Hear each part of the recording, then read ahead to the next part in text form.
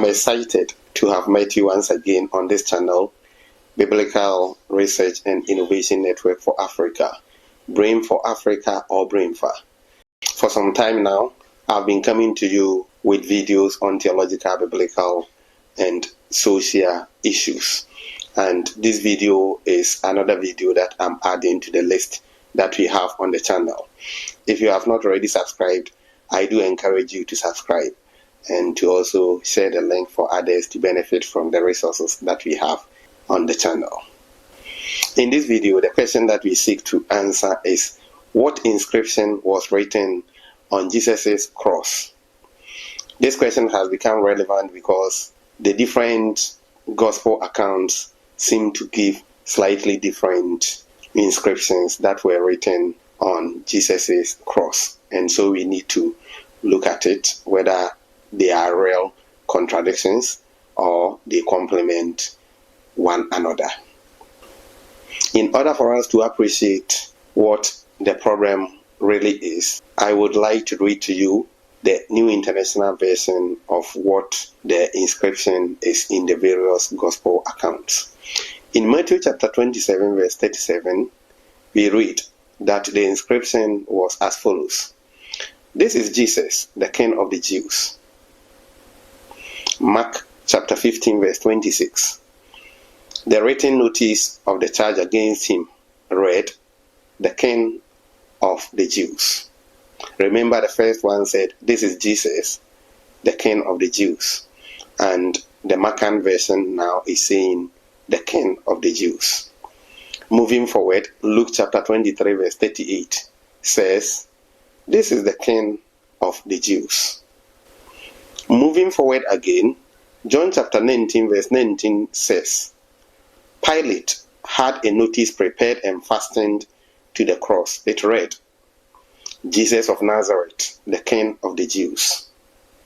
So if I should take you through them again, the Matthian version says, and my focus here is on the inscription, not the other statements that are made before the inscription is put down. So I'm focusing on the inscription.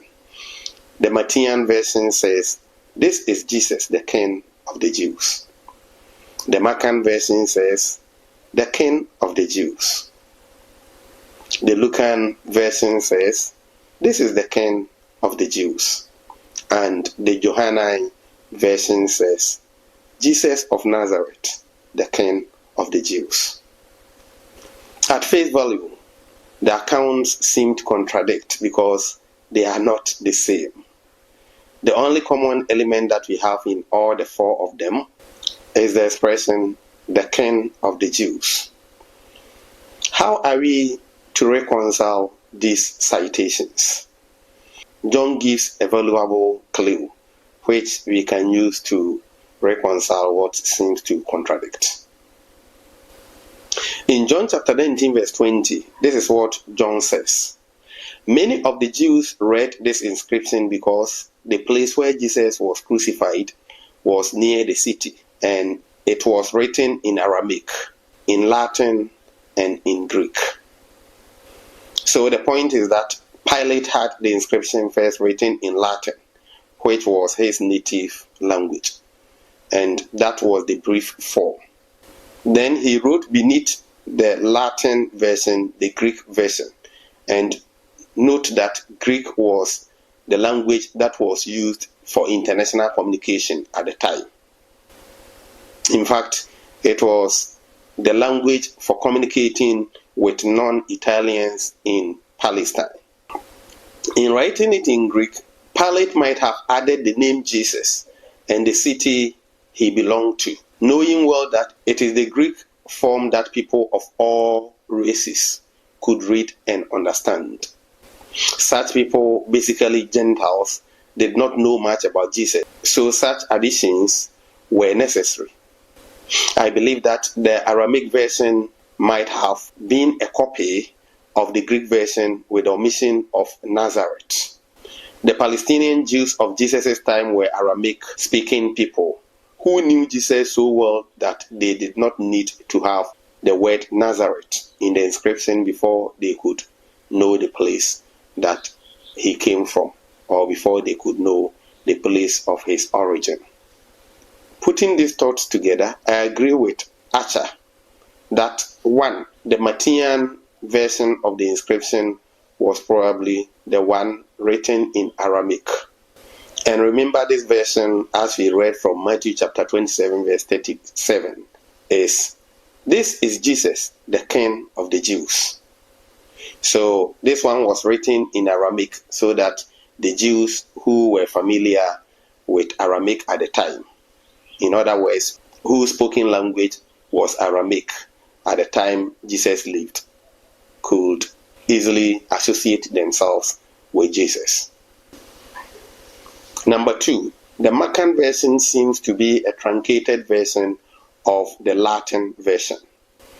And the Markan version, as we read from Mark chapter 15, verse 26, is the King of the Jews.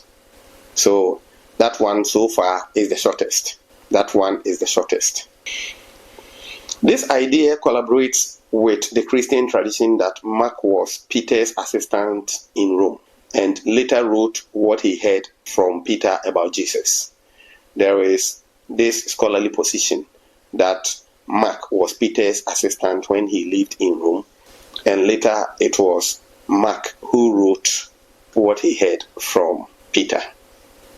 Going by this, the Johannine version is the Greek version. And what does it say?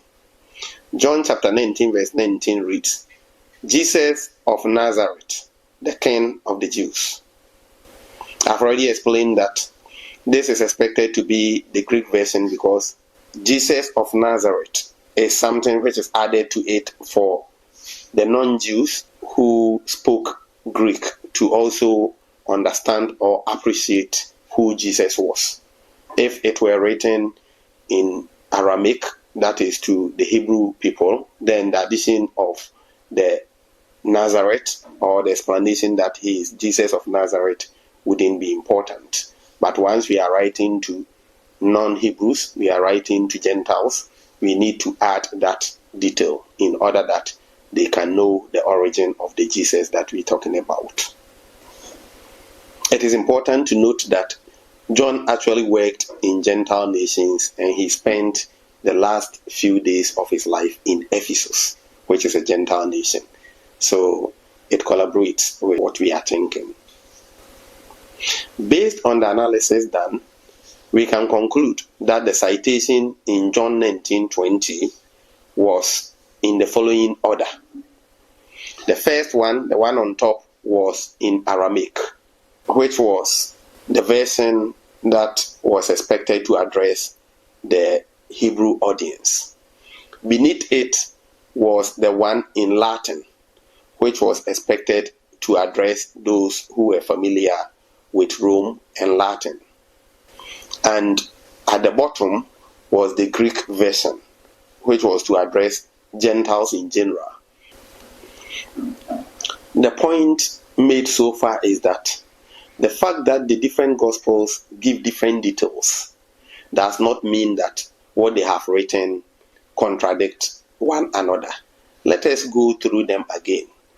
The Matthian version, Matthew chapter 27, verse 37 says, "This is Jesus, the King of the Jews." Mark chapter 15, verse 26 says, "The King of the Jews."